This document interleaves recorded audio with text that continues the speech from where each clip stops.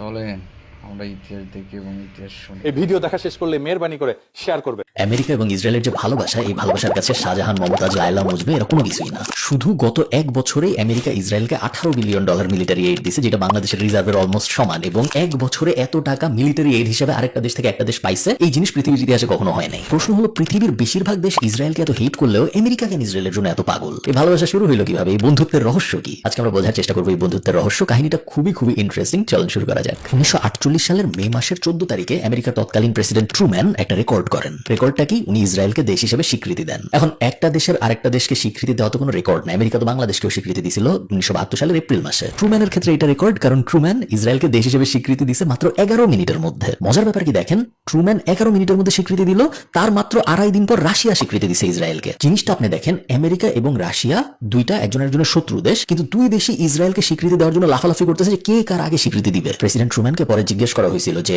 এত তাড়াহুড়া করে মাত্র 11 মিনিটের মধ্যে কেন ইসরায়েলকে স্বীকৃতি দিতে হলো, এবং উনি বেশ অনেস্ট একটা অ্যান্সার দিছিল, এবং এই অনেস্টি ব্যাপারটা আমার ভালো লাগছে। But don't think that decision to recognize Israel was an easy one. I had to make a compromise with the Arabs and divide Palestine. The Jews wanted to chase all the Arabs into the Tigris and Euphrates River, and the Arabs wanted to chase all the Jews into the Red Sea.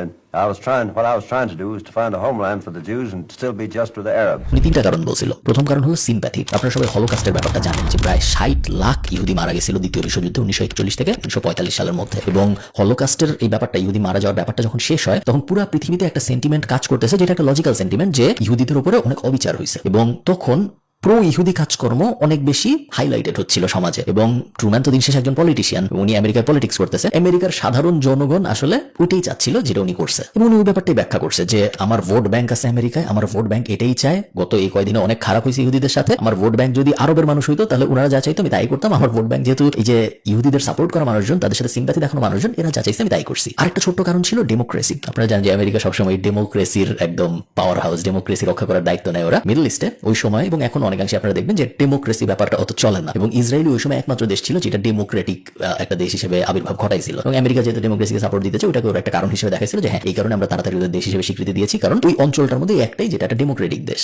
তো America ইসরায়েলকে স্বীকৃতি দিল, কিন্তু ভালোবাসা কিন্তু এখন শুরু হয়নি। ইনফ্যাক্ট স্বীকৃতি দেওয়ার প্রথম 10 বছর ইসরায়েলকে আমেরিকা কোনো ধরনের সাহায্য করেই নেই বলা যায়। আমেরিকার ওই সময় পুরো ফোকাস ছিল যে কোল্ড ওয়ার শুরু হচ্ছে, কোল্ড ওয়ার চলতেছে, সোভিয়েত ইউনিয়নকে কিভাবে কোল্ড ওয়ারে পরাজিত করা যায়। ওই সময় আপনারা অবাক হবেন আজকে জানলে যে আমেরিকা কিন্তু ইসরায়েলকে অস্ত্র বেচতো না। ইসরায়েলের যে ফার্স্ট অস্ত্রশস্ত্র, ওগুলো কিন্তু ইসরায়েল ফ্রান্স থেকে কিনছিল। এই সবকিছু বদলায় যায় যখন 1967 সালের 6 দিনের যুদ্ধটা হয়। 67 যুদ্ধ নিয়ে আপনারা সবাই মোটামুটি জানেন, ভয়ঙ্কর একটা যুদ্ধ হয়। এক পাশে ছিল ইসরায়েল, অন্য পাশে ইজিপ্ট, জর্ডান এবং সিরিয়া। এই যুদ্ধে ইসরায়েল জিতে, এবং বেশ কনভিন্সিংলি জিতে, এবং কেউ আশা করেনি ওই সময় যে একটা দেশ, যে দেশ মাত্র হয়েছে রিলেটিভলি স্পিকিং, এতগুলো আরব দেশের সাথে এগেইনস্টে একা যুদ্ধ করে জিতবে। এই পয়েন্টটা থেকে মূলত আমেরিকার ইসরায়েলের প্রতি ভালোবাসার সূচনা। এই সময়ে সোভিয়েত ইউনিয়নের সাথে আরব দেশগুলোর বেশ ভালো সম্পর্ক, এবং সোভিয়েত ইউনিয়নের সাথে আমেরিকার খারাপ সম্পর্ক। সো আমার শত্রুর শত্রু আমার বন্ধু, ওইরকম একটা ফিলোসফি ফলো করে মূলত আমেরিকা ইসরায়েলের কাছে যায়, যে বলে যে তুমি আমার বন্ধু হবা নাকি। ইসরায়েলও দেখে যে আমি একটা ছোট্ট দেশ, আমি আছি খুব একটা স্ট্র্যাটেজিক লোকেশনের ভিতরে, আমার আশপাশে সব আরব দেশ আমাকে হেট করে, মাত্রই কয়েকজনের সাথে যুদ্ধ করছি। আমার যদি একটা বড় নিউক্লিয়ার পাওয়ার বন্ধু না থাকে, রাশিয়া তো আমার বন্ধু হবে না, কারণ রাশিয়া তো আরবদের বন্ধু হয়ে গেছে। আমার যদি একটা নিউক্লিয়ার পাওয়ার বন্ধু না থাকে, আমার খুব বড় বিপদ হবে। ইসরায়েল ইমিডিয়েটলি রাজি হয়ে যায়, বলে হ্যাঁ আমি বন্ধু হইতে রাজি, চলো ফ্রেন্ডশিপ করি। আমেরিকা ইসরায়েলকে অস্ত্র বিক্রি করা শুরু করে। ইসরায়েল বলে আমি আর ফ্রান্স থেকে অস্ত্র কিনবো না, এখন আমি আমার নতুন বন্ধু আসছে ওর কাছ থেকে অস্ত্র কিনবো, এবং ওদের বন্ধুত্ব অফিসিয়ালি শুরু হয়ে যায়। হেনরি কিসিঞ্জার, আপনার নামটা চিনেন, ওই যে তলাবিহীন ঝুড়িওয়ালা লোক, এবং তখন আমেরিকার প্রেসিডেন্ট ছিল হইল গিয়ে নিক্সন। এই দুইজন মিলে মূলত ইসরায়েলের সাথে আমেরিকার বন্ধুত্বটা পাকাপোক্ত করে। আপনি যদি আমেরিকার পিওভি থেকে দেখেন, পয়েন্ট অফ ভিউ থেকে, তাহলে অ্যাকচুয়ালি আমেরিকার জন্য এটা স্ট্র্যাটেজিক্যালি রাইট মুভি বলেই মনে হয়, কারণ ওই অঞ্চলে আমেরিকার একটা এলাই দরকার ছিল, যে এলাই তার কথা শুনবে। বাকি দেশগুলোর তো আসলে কথা শোনার দরকারও নেই, তারা অনেক পাওয়ারফুল দেশ, আবার শুনতেও না, কারণ সোভিয়েত প্রভাবে। একটা দেশই ছিল যে দেশ নতুন, যে দেশ বিপদের মধ্যে ছিল, যে দেশের একটা বন্ধু দরকার, সব দিক থেকে অ্যাকচুয়ালি মিলে গেছিল, এবং এই ইসরায়েল আমেরিকার বন্ধুত্বটা না হওয়াটাই অবাক হওয়ার ব্যাপার হইতো। এরপরে 1973 বা 1974 একটা যুদ্ধ হয়, যে যুদ্ধে আমেরিকা ইসরায়েলকে সরাসরি সাপোর্ট দেয় ওই যুদ্ধ থেকে বাঁচার জন্য, এবং তারপরে 1978 সালে আমেরিকা যে একটা ডিল করে, এই ডিলটাকে আমরা বলবো বড় ভাই ডিল। বড় ভাই ডিলটা কি? ও ইসরায়েলের কাছে যায় এবং ইজিপ্টের কাছে যায়। জিমি কার্টার ছিল তখন প্রেসিডেন্ট, এবং এই দুই দেশের কাছে যায়। আমেরিকা বলে যে ভাই তোমরা দুইজনই ভালো, তোমাদের মধ্যে মারামারি করার দরকার নাই। আমি ইসরায়েলকে বছরে $3 বিলিয়ন দিব, এবং আমি ইজিপ্টকে বছরে $2 বিলিয়ন দিব। বদলে তোমরা দুইটা জিনিস করবা। এক নম্বর জিনিস, নিজেদের মধ্যে মারামারি কামড়াকামড়ি করবা না, এবং 2 নম্বর জিনিস, আমি যখন যা বলবো শুনবা। দুই দেশই রাজি হয়ে যায় এবং এই যে আমেরিকা ইসরায়েলকে টাকা দেওয়া শুরু করলো, এই টাকা দেওয়া কখনো আর থামে নাই। আচ্ছা, আপনারা ভাবতে পারেন যে এটা কেমন ভালোবাসা, এই ভালোবাসা কি শুধু টাকা দিয়েই সীমিত, আমেরিকা কি ইসরায়েলকে খালি টাকাই দিতে থাকবে, ভালোবাসা এটা গোল্ড ডিগিং টাইপ সম্পর্ক হয়ে গেল, ভালোবাসা হইল না? ব্যাপারটা তা না, ব্যাপারটা আসলে এর থেকে আরেকটু ডিপ। আমেরিকা এবং ইসরায়েল 1985 সালে ফ্রি ট্রেড এগ্রিমেন্ট শুরু করে, আমেরিকার প্রথম ফ্রি ট্রেড এগ্রিমেন্ট এটা। এর আগে আমেরিকা কারোর সাথে ফ্রি ট্রেড এগ্রিমেন্ট করে নাই। এবং কয়েকদিন আগে আপনারা দেখলেন না যে ডোনাল্ড ট্রাম্প একটা খাতা দিয়ে সবাইকে দেখাইলো যে এর বিরুদ্ধে ট্যারিফ এত %, ওর বিরুদ্ধে এত %, এর বিরুদ্ধে 40-30 ইত্যাদি। ইসরায়েলের নাম কিন্তু নাই, কারণ ইসরায়েল থেকে আমেরিকায় কোনো পণ্য পাঠাইতে বা আমেরিকার থেকে ইসরায়েলে কোনো পণ্য পাঠাইতে জিরো ট্যারিফ, কোনো টাকা পয়সা খরচ হয় না ট্যাক্স হিসেবে। এখানে একটা ইন্টারেস্টিং টুইস্ট আছে। এই ফ্রি করে আমেরিকার যে লাভ হয় না এমন না, এটা খুব ইন্টারেস্টিং এবং ইন্টেলিজেন্ট একটা মুভ ছিল। কারণ আপনারা এই ব্যাপারটা, আমরা ইসরায়েলকে যতই হেট করি, আমাদের এটা এগ্রি করতে হবে যে ইসরায়েল অ্যাকচুয়ালি বেশ স্মার্ট একটা দেশ।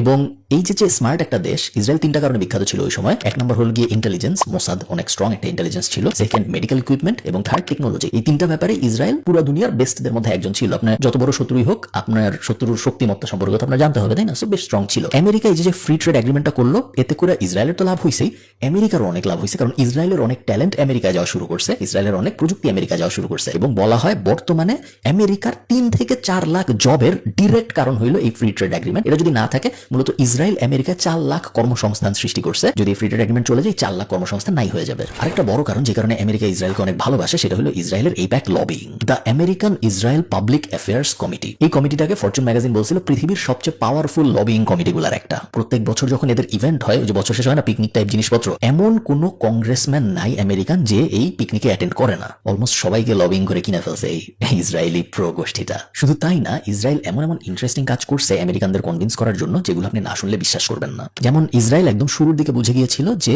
মানুষকে কনভিন্স করার সবচেয়ে বড় উপায়গুলোর একটা হলো মিডিয়া ন্যারেটিভ কন্ট্রোল করা। হলিউডের সবচেয়ে বড় 10টা প্রোডাকশন হাউসের 8টা ইসরায়েলি মালিকানায় চলে গেছিল একটা সময়, এবং যেগুলো মালিকানায় যায়ও নাই, ওগুলো যখন সিনেমা প্রডিউস করতে আসতো, সাধারণত এই সিনেমাগুলো ফান্ড করতো ইসরায়েলি মানুষজন এবং ন্যারেটিভ ঢোকানোর চেষ্টা করতো। আপনারা জানেন নাকি জানি না, বেশ ইন্টারেস্টিং একটা সাইড নোট, এটা এই কাহিনীর সাথে রেলেভেন্ট না। প্রথম যে টাইটানিক মুভিটা বের হয়েছিল, যেটা জনপ্রিয় টাইটানিক মুভি, ওইটা না, তার আগেও আরেকটা টাইটানিক মুভি বের হয়েছিল 1940-এর আশপাশে, আপনারা ইউটিউবে পাবেন। ওই টাইটানিক মুভিটা কিন্তু হিটলারের ফান্ড করা ছিল, নাজি পার্টি ফান্ড করছিল এটা। এবং ওই টাইটানিকটা যদি আপনি দেখেন, ওই টাইটানিকটার থিমটা হলো যে টাইটানিক ডুবে যাচ্ছে, নাজি বাহিনী চেষ্টা করতেছে টাইটানিক যেন না ডুবে, এবং ওদেরকে হিরো হিসেবে দেখানো হয়েছে পুরো সিনেমাটার ভিতরে। একটা প্রোপাগান্ডা টাইপ সিনেমা ছিল। এই কাহিনীটা আমার হঠাৎ মনে পড়ে গেল, কারণ ইসরায়েল এই সেম জিনিস আরো অনেক বেশি যত্ন করে 40 বছর ধরে করছে, যেই কারণে আমেরিকান মানুষের মধ্যে, আমেরিকান গভর্নমেন্টের মধ্যে, আমেরিকান পলিসি মেকারদের মধ্যে প্রো ইসরায়েল যে মেন্টালিটি, এটা একদম ছোটবেলা থেকে আসছে। এটা খুব সহজে আপনি সরাইতে পারবেন না। মজার ব্যাপার কি জানেন, ইসরায়েল এখন এই সেম জিনিস ইনফ্লুয়েন্সার দিয়ে করতেছে। অক্টোবরের যে অ্যাটাকটা হলো, সেই অ্যাটাকটার পরে দেখা গেছে যে টুইটারে 4 মিলিয়ন ইমপ্রেশন কিনেছে ইসরায়েল নিজেদের ন্যারেটিভ প্রমোট করার জন্য।